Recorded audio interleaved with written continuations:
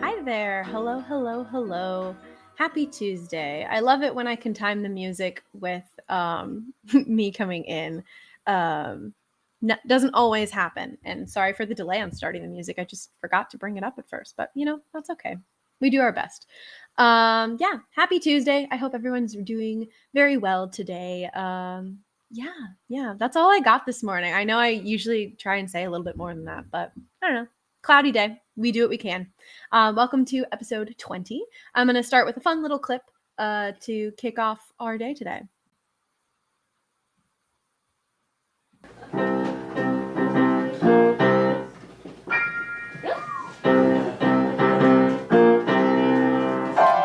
The minute you walked in the joint, I could see you were a man of distinction, a real big spender. Good looking, so refined.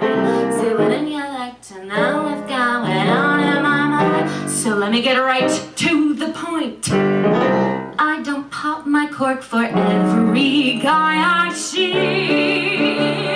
Hey, big spender, spend a little time with me. Such a good clip. Yes, I love that clip so much. It's so much fun. Yes, my guest today is a 2018 Wagner grad living in New York City. She's a proud member of Equity, her most recent credit being the Bedlam Theater Company's production of King Lear. She and I have known each other for many years. She was in my first show with me at Wagner and later became my theater big. She's funny, witty, and a gorgeous human inside and out. Did I mention she's talented too? This is Santa Claire Hirsch. Oh my God, what a lovely intro. Thank you. I thought you'd enjoy that. You're such a liar. That's so sweet. I am not a liar. We watched that video. They all know the truth. I completely forgot, but that was wasn't that my first show too? It was both of our shows, right? I think so. I think so. I mean, I know Titanic was your main stage debut, but I don't recall whether you did student runs before I got to Wagner. But I don't think you were my first. I really think you were my first show. Yeah, you were my first show. I was your first show. Yeah. Shout out to all them folks in that show. That was a packed cast. Now that I think about it, it was the play Next Fall by a playwright whose name I simply cannot remember. Person. Yeah. I really don't remember. It was a good show. I think it was a lot more than I could chew at that point as an actor, but that's okay. That's okay. Yeah, we make it through. Definitely one of those where like you knew it was a heavy subject matter and we were adults, we could handle it. But also I had just graduated high school. Yeah, you're like, I'm just trying to figure out how I even got into college. Like, real life situations. Yeah, I want to go back and read that play because like lots of themes, like how to be gay and still be religious or not be religious, etc. Yeah, like, and addiction stuff. Dealing with like addiction. I think my character was like popping pills. Honestly, that sounds familiar now that you say that. That sounds horrible. It was either that or Titanic that she was popping pills, but I can't remember which one. Either one of those. It's a toss up. But yeah, as I mentioned in the bio and intro, we know each other from Wagner.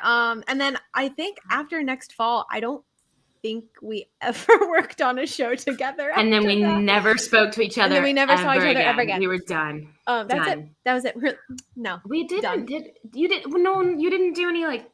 What about for backstage stuff? For at least we worked together. Yeah, I'm trying to go back and think. I mean, I was an usher on Titanic, so I unfortunately watched you and everyone else die every night. Oh, I unfortunately watched you every night. No, I unfortunately watched you die every night, which was not a pleasant experience, but y'all killed it every single time. I guess we could have changed the ending and one night's surprise, they all lived.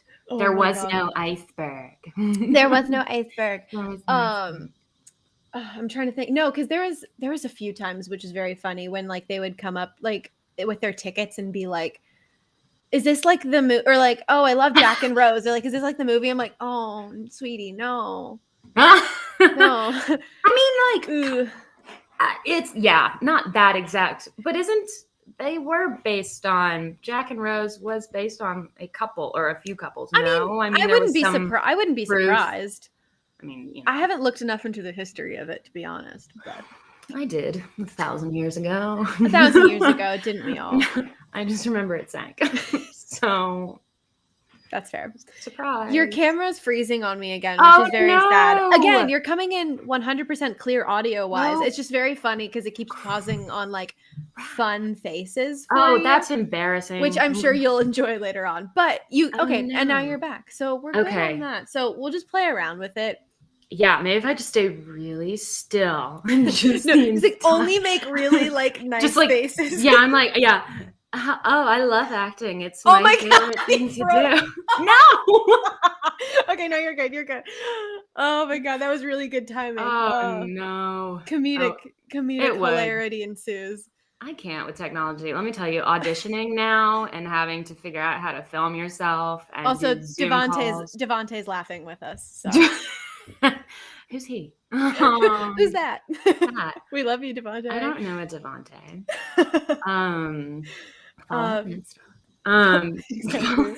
But yeah, no. But then after working on Next Fall together, you became my theater big. I did, and that was the proudest moment of my life. Just ever, just in general.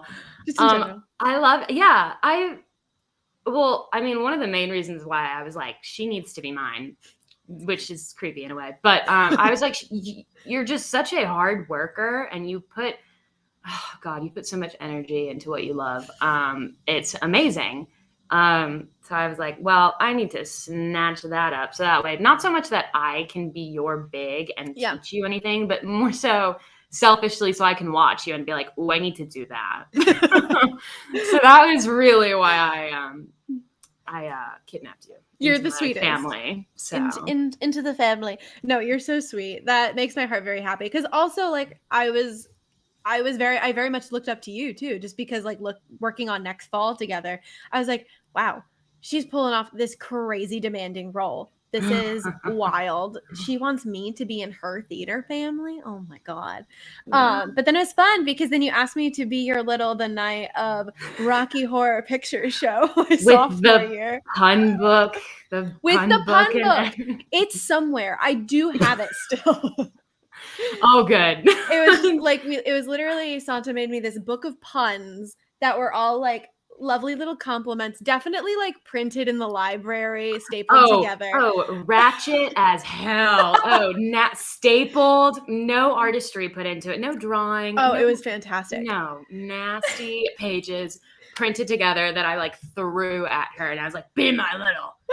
But it was great because Devontae, who is still watching at this moment, recorded the whole thing. So that video exists somewhere. But yeah.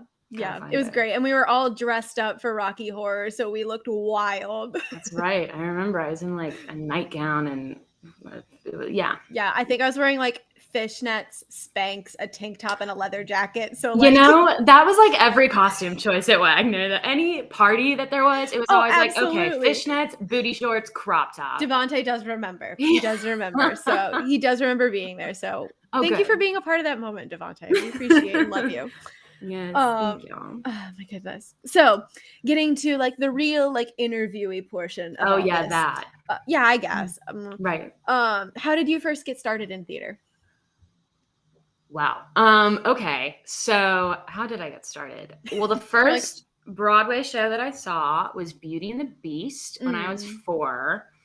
And I remember just being amazed because I thought it was real for one thing. So I thought like the movie had just somehow appeared and now they were real. And it was just amazing. And I wanted to be Belle so badly. And my mom was like, well, you could do that. I mean, you can do. And I was like, what? That's like a thing you can do? You can do it? Like, do it. And she's like, yeah.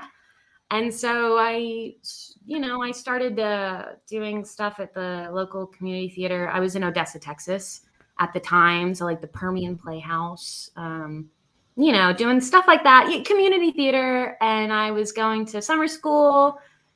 And for a while, I didn't take it seriously. I was like, no, I'm going to be a pediatrician. I don't like kids. I was like, that's so funny to me.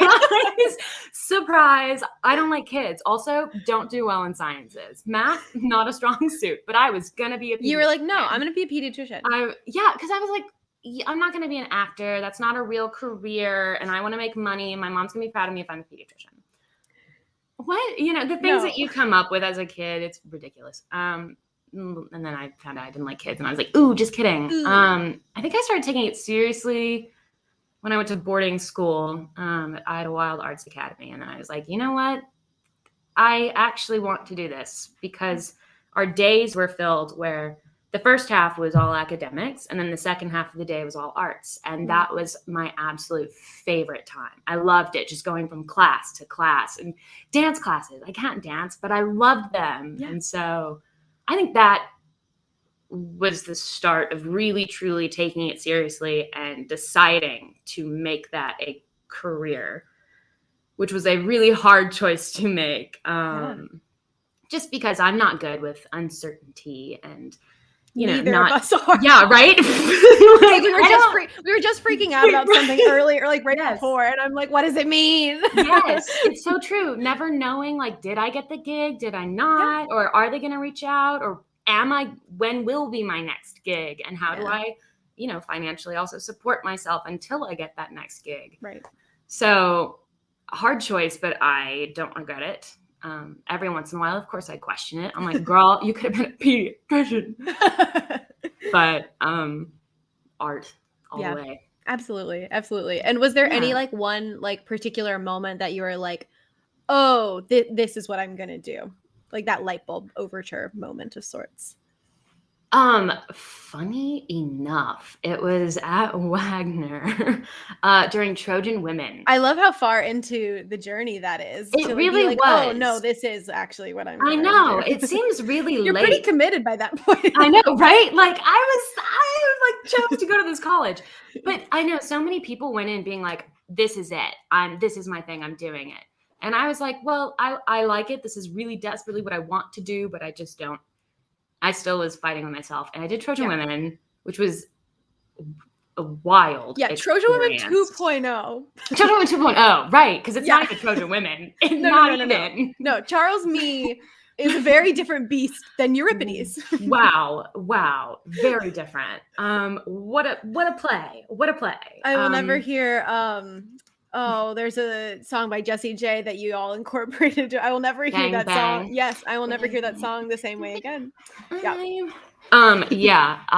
That was a show. And I think what convinced me to really do it was that I was like, this is such an insane process that's both irritating and frustrating, but also thrilling and weird and you fun. Had the biggest fucking role. And like Hecuba, like who is she? Who is she? And just the depth of it. And I was like, wow, you know what? Yes. Yeah. I get it now. I get it too. I understand the passion as well and the drive. And so Trojan Women 2.0. What a wild adventure. I remember just sitting there watching it going, what is happening? But in the best way possible. But also in the worst way possible. But like also yes and. Like yes and. I want to yes and that. I want to piggyback off of that. Like the definition of experimental theater, like. Yeah. That was most of the audience though. I mean, I would look out into that audience and the faces in general were just kind of like, oh. Like it's a constant confusion. Mm-hmm. He doesn't make it easy for you by any means. No, gosh, he doesn't. And working with Teresa, of course, because she's very much like, this is a group process. I'm not going to tell you where to stand and point. Yeah. Which was another first time for that too. When the playwright goes, you can use this script however you want to. You can honestly cut half of it and I wouldn't care. And then Teresa McCarthy, a fantastic performer and director, but also director who's like, okay, now you take it however you want. You're like, cool. So do I really have to make all these decisions? Right? You're like, but I don't want to do all the work. And then you're like, you have to. You have to. No, that's kind of no other option. It's very true. It did teach me that like you can't depend on everyone else in the cast. You can't rely on your director to give you everything because that's also not the job. So that did teach me a lot about just making weird choices too. I have found that is like your safest bet. Honestly, just get weird with it. Just get weird. Go 120%. Yeah. So that way your director can be like, I can see what you do. Yeah. Now let's take it back a little bit. But it's always really funny because someone will be like, yeah, do like 1,000%. I'll pull you back. And then I do it. And then they're like, that's perfect. And I'm like, what? You're like, they're like, you don't want to pull that back? No, because also they were like, well, you went 80%. And like, I liked it. So that was good. And you can keep it. And I'm like, oh, I guess I don't know how to go like, over 100%. I think that depends on a person and how That's true. You see your 100%, may not be what they would consider, maybe my 100% is doing the worm on the floor. I don't know why, and then yours is just sitting on the floor. Yeah, exactly. It's a personal choice, I suppose. It really is. It really is. But I think that's really interesting that you mentioned that, talking about like making the decisions and all those kinds of things. Because like, obviously, I mean, this is a bit of a roundabout question. So I know you as an actor, a singer, solo performer, like, and a writer. So you very much have all of those opportunities to make all the choices.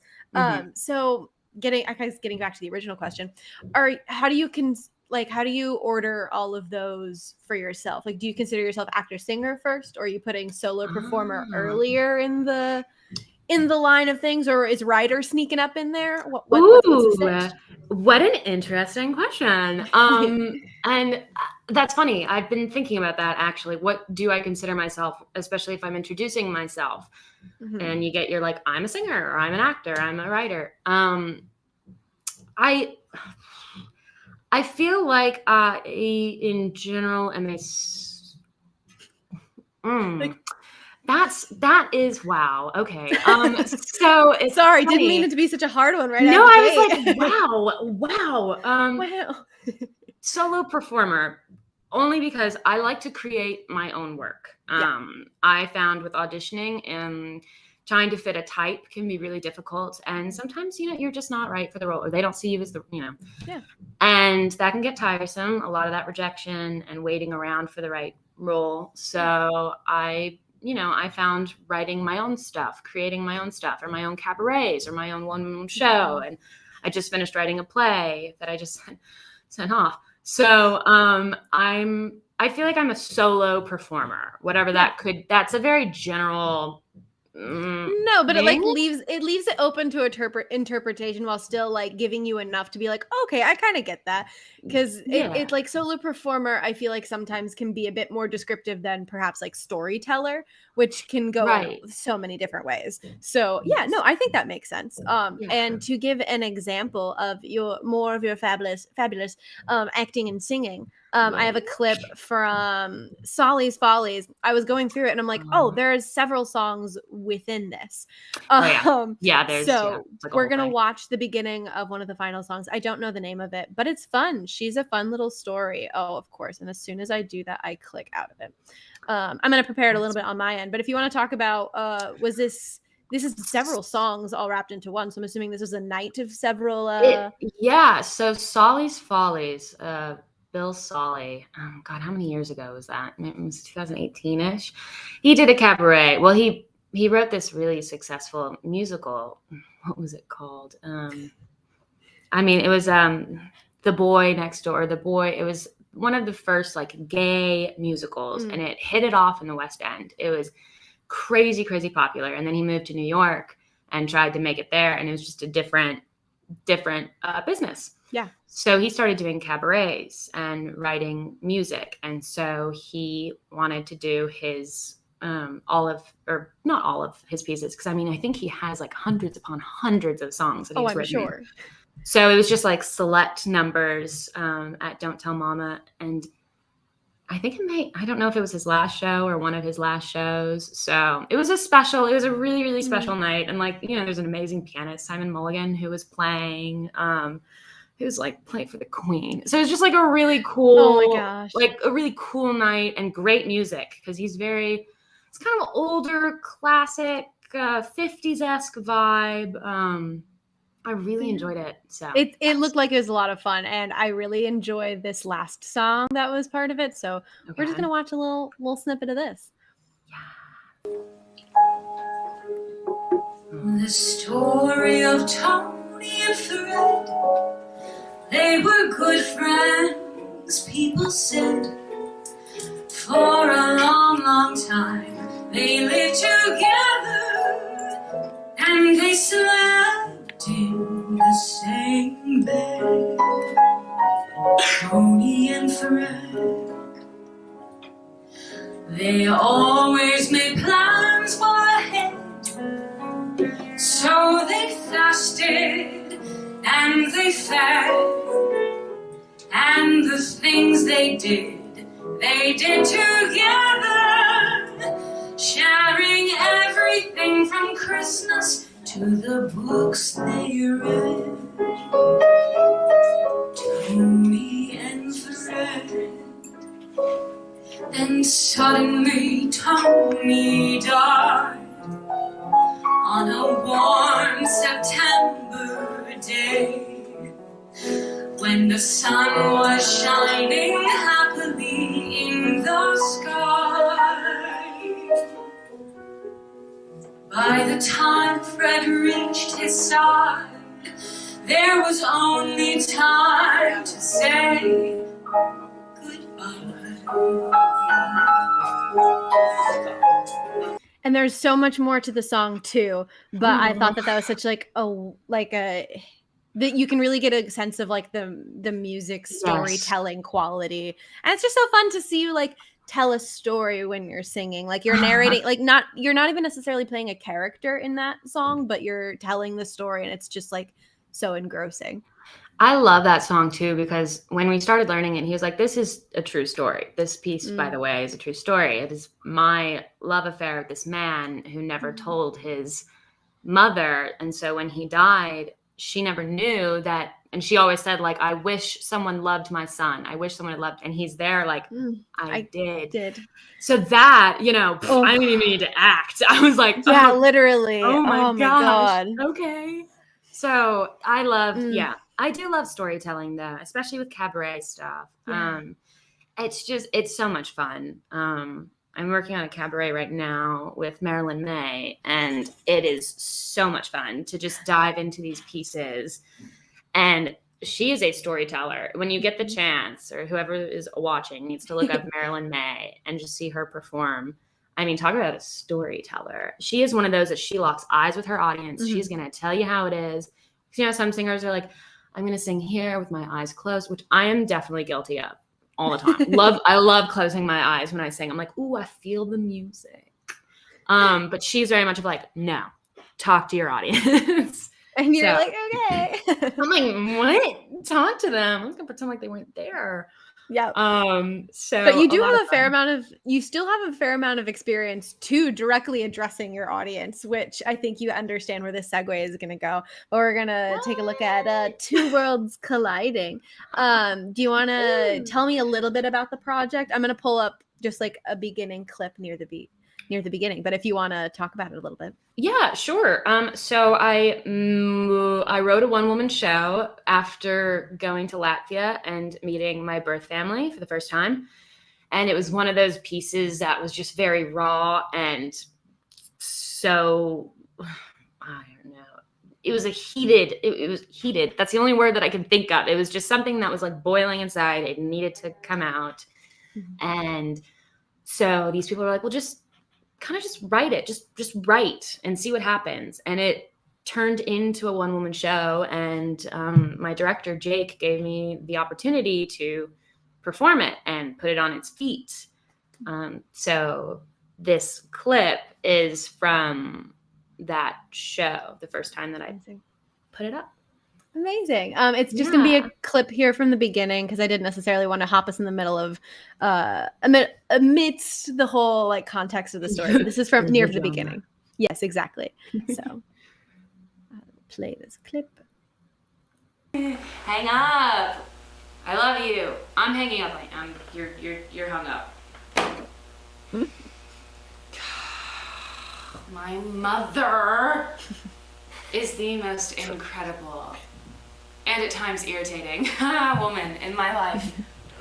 Okay, all right. Hillary Clinton is a close second. My mom, Melissa, was a lawyer in Odessa, Texas for about 30 years in a totally male-dominated world. I mean, there weren't very many female lawyers when she started out, so you can probably imagine what people thought of this short woman with blonde, Farrah Fawcett hair coming through the courthouse telling people what to do. She may be short, but she is fucking scary when she is mad. Like, I have yet to win an argument with her. She is the confrontational type. I am the kind of person who like throws in an awkward joke at the most inappropriate of times in hopes of like lightening the mood. I'm not very good at confrontation. I think that's a really awesome and I'm still not good with confrontation. Thank you. That's so funny. I haven't watched it back because it's sort of one of those, I threw it out there and didn't want to, like, didn't go back to it. Yeah. Like, sometimes it's like, sometimes it's hard to go back to it so quickly. But when you have some space in between, it's nice to sometimes watch some of those things back. But no, it's really fun, like that clip. Also, the stuff about your mom is hysterical because I'm like, yep, we were both nodding our heads that entire time. We're like, right? We were like, yeah, doesn't win an argument, correct. Terrifying when she's mad, yes. Short little woman, yes. I'm telling you, it's the short people. They're the scariest. They really can be. Oh my gosh. But I can imagine that whole process, like putting it up must have been really exhilarating, but also very scary. Cathartic would be the word I would probably go for, just because it was this this very emotional monster that I had to deal with, which was admitting to myself that it was not the perfect, just in general, like the perfect situation that I had. And then also being able to share that with other people and open up in that way was different, but felt really good too. And led me to do more with that story and to turn it into a play and to turn it into, so it opened up so many opportunities for me. But it was also very hard too and weird because I didn't really talk about it that much, even like with my friends and stuff. So then to like put it out in public and be like, okay, let me tell you how I was feeling. I was crying and there was snot down my nose and it was nasty. Like very vulnerable, but good. It's like a good cry. Absolutely. Yes, it felt good. And just to like provide like, because like I know a fair amount of the context. You were adopted at a young age, and so this was seeing your family, many of them for the first time in person. All of them, exactly. So very powerful stuff. And I have some really awesome Instagram questions in pertaining to these kinds of things. And this kind of, I might have already like trampled this question a little bit, but Chris, who's a very loyal watcher of the show and submits questions all the time, said it must have been very tough to make a very personal life event into a one-person show. What made you do it? And I think we kind of talked about that a little bit, where you were saying that the emotions were such that it was like, I need to do something with this. Yeah, actually, Chris, that's a really good question. It was kind of that. It was one of those, I just have to get it out there. But you know what also really helped? Other people pressuring me to do it.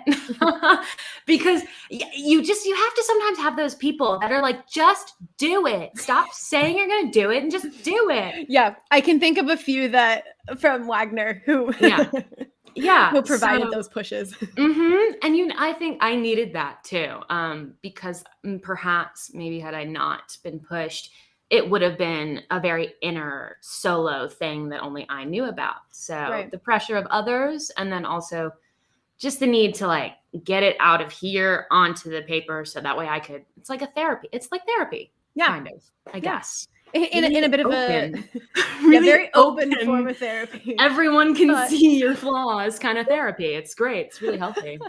Very, very healthy.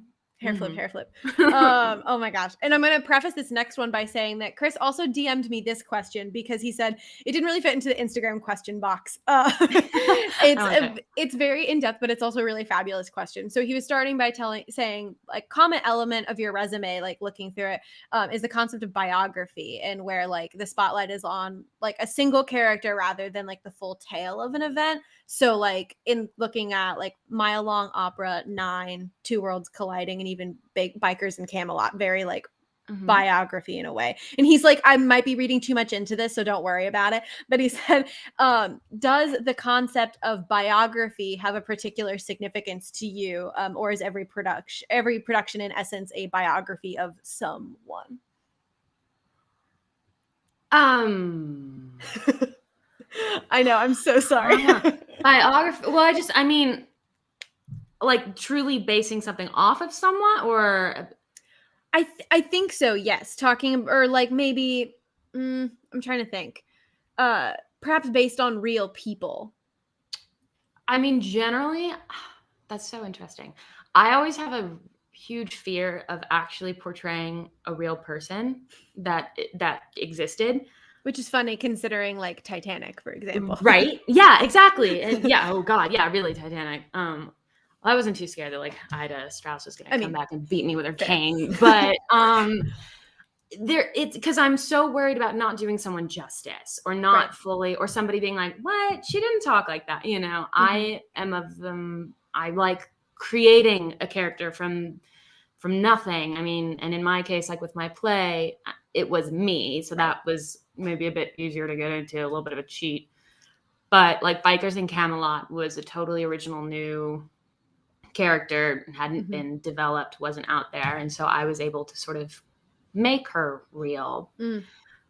But when something is based off of a real person, I have had a few auditions where it is a little spooky because you can do all this research on someone and follow their facial techniques, whatever, but to actually do them justice and to enjoy that process is a very scary thing, I suppose. I don't think I answered that question at all. No, I but I just that's okay. danced around it. No, but I think talking to it is still I'm talking interesting and helpful.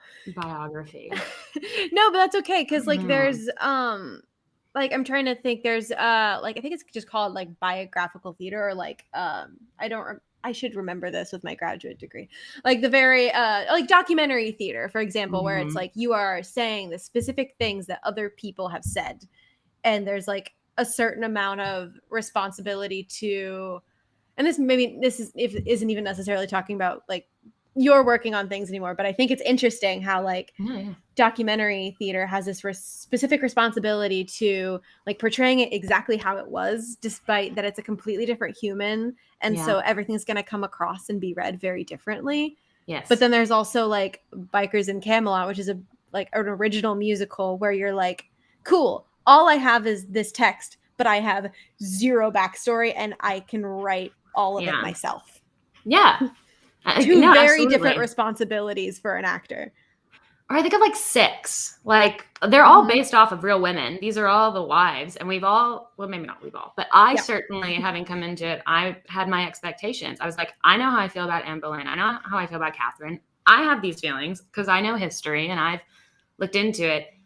But these women come on stage, and though they are based on real people, very much created these women that I did not expect at all. I mean, of course, it's a musical, and you come with all of that as well. But there is power to that, though, too, of being able to take a true historical event, a real person, and make it your own, make it almost like a whole new person. And I think 6 does a really good job with that. Yeah. And I think there's also like, even you were writing your own show about your own self and feelings and things like that, but I think there's also that fun place where you're like, well, I can also tweak that, even though it was my history and my 100%. The amount of tweaking I did to my show.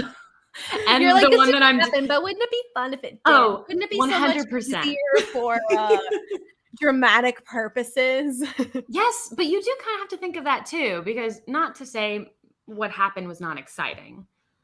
But Fun. if you're going to put it on stage and you want people to see it, Yeah, maybe you need to do a little tweaking. maybe the thing that this person said that made you angry was just packed a little bit more of a punch. Maybe there were just a few more curse words in there. Yeah. Maybe they got their finger in your face, and maybe there was a fight. I don't know. Exactly. Yes, so I think like tweaking. Yeah, I think that's a fun conversation around biography and how actors get to play with it. Yeah.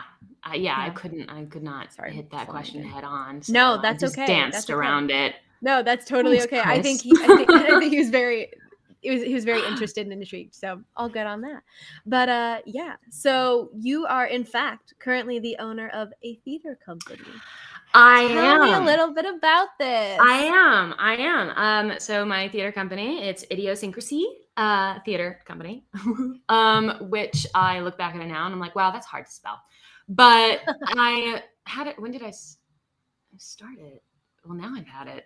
Well over a year, and it's kind of been sitting there because I've been trying to find projects to do under its name.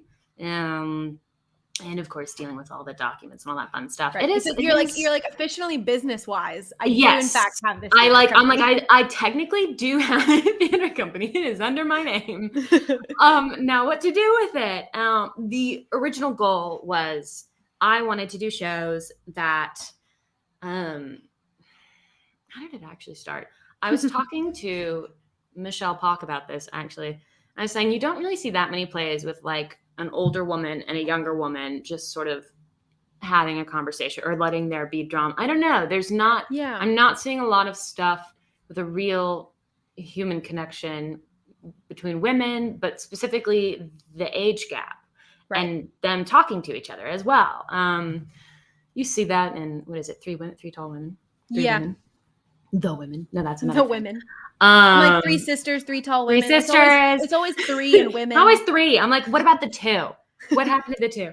So the company started with me being like, you know what? I'm going to put out work that I want to see women in. So I want to see women in their 60s doing this with a young woman who's 14 or that was the original idea, doing stuff that I'm not seeing, which I still want to do. I, of course, have to figure out the logistics as pandemics have gotten in the way. And pandemics, you know, but I am really hopeful. I have a few things already kind of situated with it. I love that. But there may be some casting soon.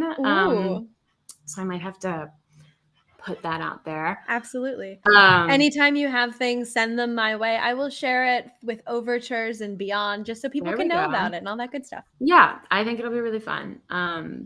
But it would be female dominated. Not to say, of course I will cast men. Of course, I'm not like screw you. Absolutely not. But I want to see women, female identifying too. I want to see that on stage. I want to see a lot of that. So that is my hope with Idiosyncrasy. That's so exciting. I'm so excited to hear more about this because I know we had gotten to chat about it a little bit. We had lunch, like, what is it, like a month ago now? Like, crazy. What was it? I don't know what today is. I truly don't even know. It's March 1st. Like, that's wild already. Wow. But like we had lunch like maybe like a month or two ago now. And just like it was so funny how we were like, cool, bullet point our lives. Cool. Didn't get in depth with like anything. So it's fun to hear more about this because I'm so excited for you. And I think this is going to be some really great projects. It's exciting. And I think this is where I'm wanting my career more or less to go too, is my own stuff, being in charge of, you know, creating without having to change myself or try to fit a type, because that's hard too, finding your type or what that even means. Yeah, what the hell does finding a type I don't understand that. Like we can take a brief detour just to talk about this. Please, can we actually? Yeah. Let's take a moment. Let's take a moment to talk about typing. Yeah. It's insane. And it's so funny to move from, because like even like in high school, you get into like, well, you're a mature high schooler, so you're going to take on all these mother-like roles. And then you move on to college and then they're like, no, you're literally an 18-year-old child. So no, of course not. And even within college, you still get into that microcosm of like, oh, well, of your age group in this college, you type into these roles and then you're back out into the world again. And I'm like, oh, what am I? What am I?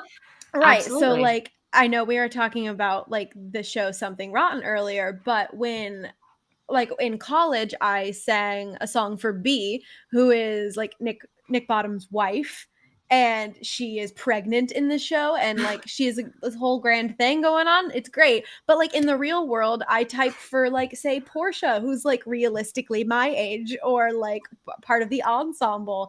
And so it's just so funny to me how like we get stuck in that in educational settings, but we have to, I think there needs to be a reminder. It's like realistically outside of college, yes, you're not going to play these roles for many more years. No, absolutely. I completely agree. I've had this conversation many a time. I think there's benefit to playing things that maybe would never, ever, ever make sense in school. True. Like me playing Ida Strauss, who is 60-something. Like in a wheelchair. Like yeah, and like that was the same, I always played grandmas and moms, and even like when all your classmates would do the typing things, like Motherly always showed up on mine. I'm like, no, you're like, I'm like sassy, brassy. But I'm like, not. No, sassy and brassy. But it tells you a lot about yourself too, if you can pull that and use that in a role that would never, I'm obviously not going to be playing Ida Strauss, but I can understand human emotion and the love of someone and dealing with trauma. And, there are things you can work with. So in that way, I guess it's great. But this idea of typing and making it an open word too, I feel like we need to change the conversation or like change, because I think there's I judge that there is a negative connotation to typing. Now I'm saying typing, and I'm thinking of somebody typing.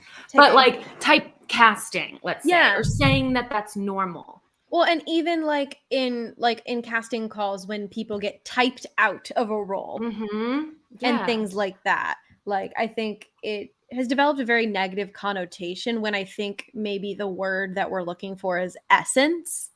Yeah, essence works.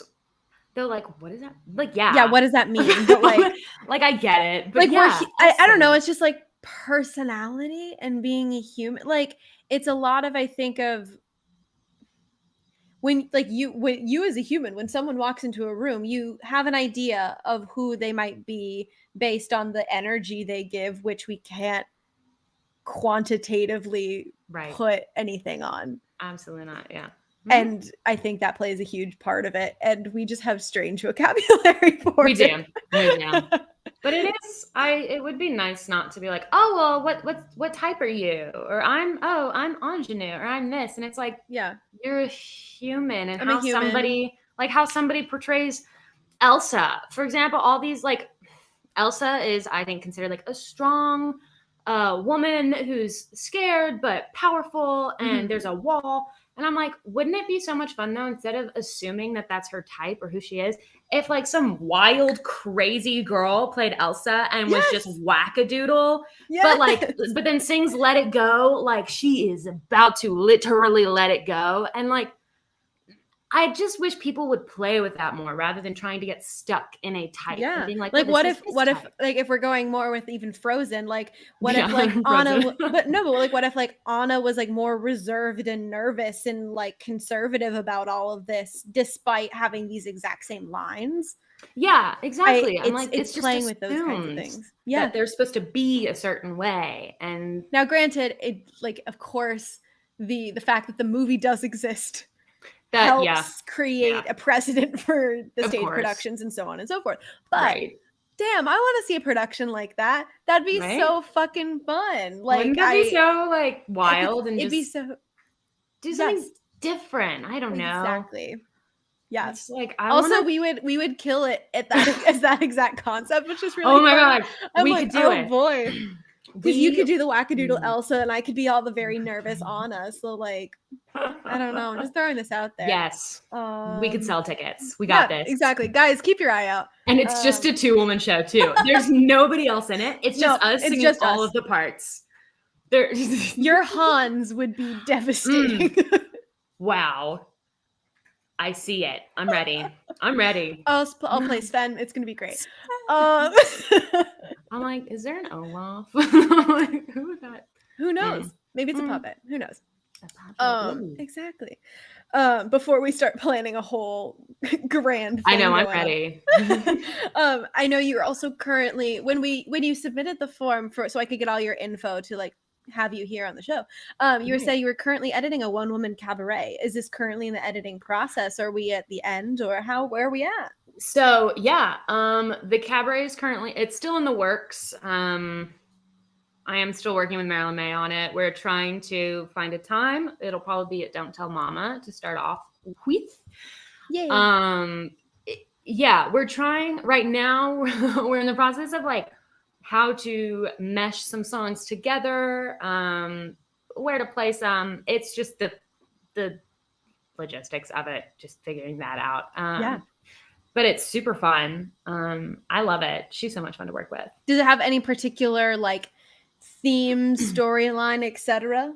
Yeah. So the theme is love. And it was one of those that I was not attracted to the theme at all. I was like, gross. You're love, like, really? Screw that. Hate that. But I really love so many love songs. They're really, really good. So like Secret Love, which is so good. Or I'm Confessing That I Love You, or just like really, really good old songs with, I mean, even just like My Funny melody. Valentine. Like, yes, they're beautiful. So I started with that concept and brought it to her, and we started working together, and it was going really well. But I was like, there's just something kind of missing, because it's just so lovey-dovey, and that's not me necessarily. So finally, we figured out a way to make it about love, generally speaking. The love of an inanimate object. I love a piano. Yes. Crazy love, like in Hamilton, the You'll Be Back. Like Stalker Love, or maybe combining that with On the Street Where You Live, making it a little bit like I love you. No, I agree with that, and we could have a whole conversation about that too. But I'll let you. That song specifically. Oh, 100%. I don't want to give away what I'm doing to the song. It is a stunning song, but at the same time, in context, I still don't know if it lands. Yeah, you're like, I'm sorry, sir. You're literally walking up and down her street. Well, also, like, we meet him for maybe 3 minutes in both My Fair Lady and Pygmalion. Like, as someone who is in Pygmalion, I could have a whole conversation about Freddie. I don't know how I feel about him, but also he's not Henry, so like I guess that's fine too. Just like unhealthy, just unhealthy relationships. Yeah, I mean, look, George Bernard Shaw didn't want it pretty. He was like, he's like, here's an epilogue. Damn it, quit messing with the end of my play. But anyway, right? God, but I do want to turn these. I think that is where I found Flip the them little on their head. Niche is like, though it's love. It's not all the cute little chocolates and roses. I love it. I'm so excited to hear more about this. I'm excited about it. I hope it. And then you're also writing a 2-woman show that is going to have a reading this year? It's done. So it's been sent out. It's gone out into the world. It's been sent to the editing people. It's the director, some of the actors that I want in it. It's like, oh, it's so out there. I'm like, I'm so excited, but also I hate this feeling too. I hate sending my work out for the first time, especially writing. I'm a semi-confident writer, but the moment it leaves my hands and someone else is looking at it, I hate it. I dread it. So I'm Devontae's like applauding. I should send it to Devontae. But I'm in this like, it's out there, it's done. I don't have control over it anymore. Now they have to do the thing. So there should be, now that it's out there, there's probably going to be a reading fairly soon. which I'm so excited because it's been something I've been working on for, gosh, I think I started writing it like right after I did the one woman show. So this has been a few years. So it needs to get out there. It's ready. Yeah. I'm just also terrified. Like I am so much more confident going out and singing and performing. But the moment someone is reading my words, I'm like, shut up. You're like, I know it's bad. I'm sorry. I'm like, yes, I'm literally apologizing all the time. I'm sorry. That was stupid, wasn't it? It was really stupid. It wasn't funny, was it? And they're like, it's funny. It's fine. I'm like, it's really terrible, isn't it? You don't have to lie to me. Is it bad? It's the same with whenever I cook for someone. I'm always like, you hate it, don't you? It's just like anxiety. Yep. Just like through the roof. Yes. Oh my gosh. Can you talk a little bit about what the show is about and maybe perhaps the title? Yeah. Title. I know. So the title is currently Some Clever Title. That is literally the title of it now. I love that. Some Clever Title. Good. And it's a follow-up from my one-woman show, except now it's a two-woman show. So I guess every year I'm just going to add a woman to do my shows. Love it. This is specifically about my relationship. I mean, it's about my relationship with my mother during that process. Because the first one-woman show is really about like me, what I went through, what I saw. Whereas this one is more of kind of the less romantic version of what we both were going through emotionally, and in our own relationship and our relationship to my birth sister. Right, because she went with you on this trip. And she went with me. Right. And it's not all true. There has been a lot that has been edited and changed, of course, for dramatic purposes.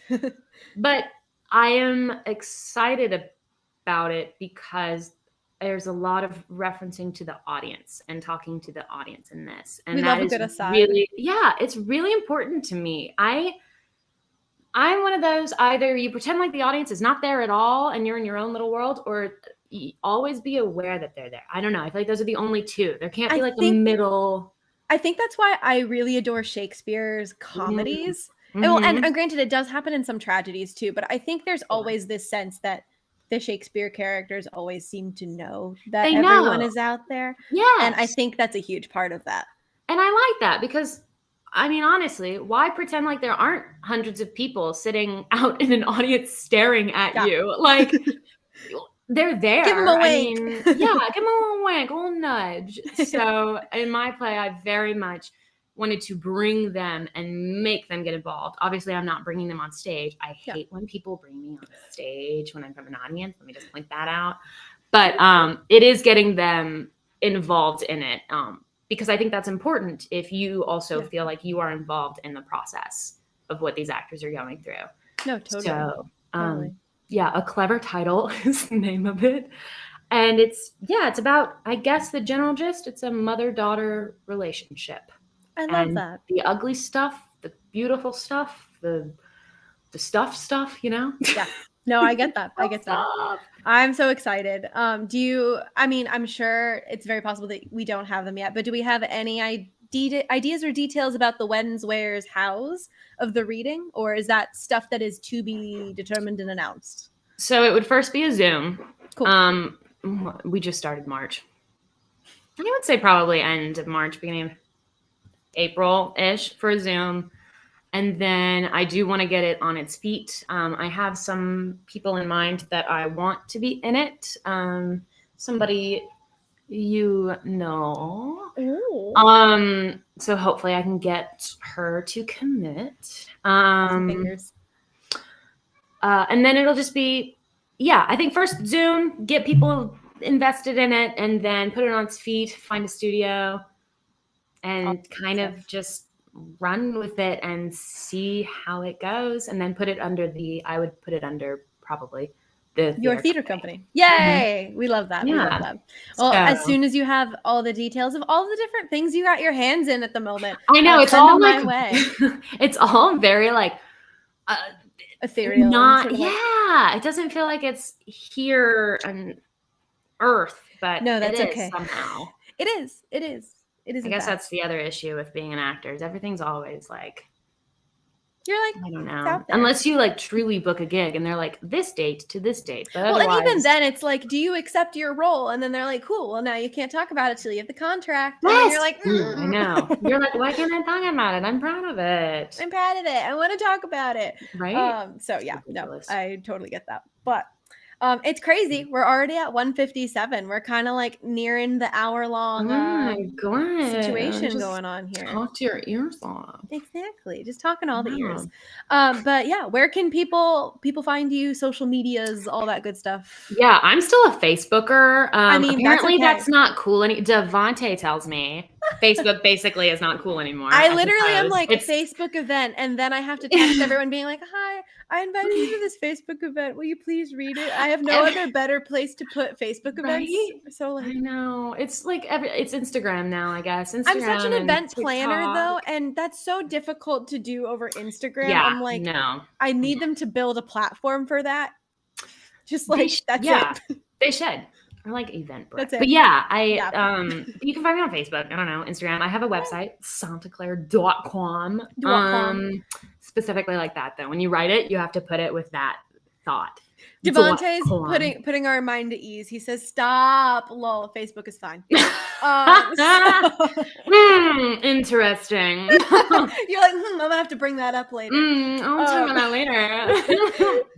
But I believe Instagram is at Santa Sanita. Santa Santita. Because that was my Santita was my nickname in high school. I love that. Little Santa, which is so funny because my friend Anna, who's like dear to me, would be like Santita, like down, and you're like, girl. But girl, I like it. It's here. Stuck. Santa Santita.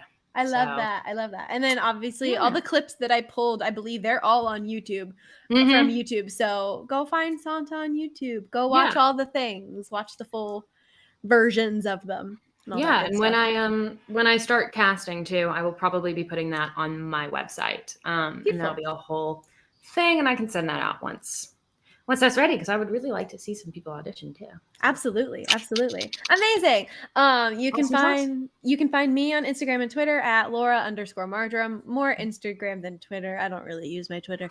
Website is www.loramarjoram.com. You can find the show on Instagram at Overtures Show. There's 2 S's, but it is right.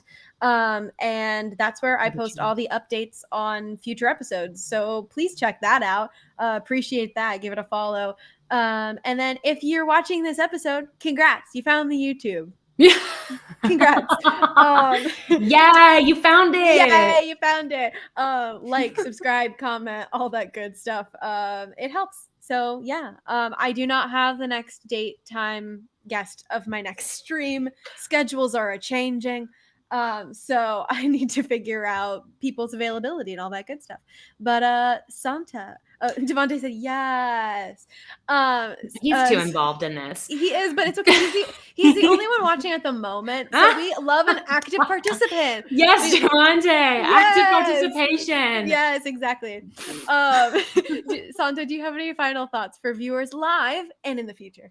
Ooh, final thoughts. My only thing would be, if you really love something, at least pursue it, or at least try. If you don't try, then you're gonna regret it, and it may suck, or it may be really hard. But honestly, if something's really easy, is it worth it?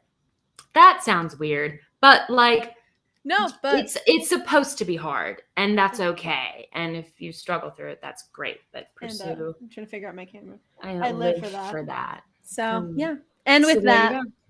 And thank you, Lora. Yes. Thank you so much. This was so much fun. I'm so glad talking to my little. I love talking to my big. I'm so glad that we got to chat over here. But yes, goodbye, everyone. Bye, Devontae. And then bye, everyone watching in the future. We'll see you later.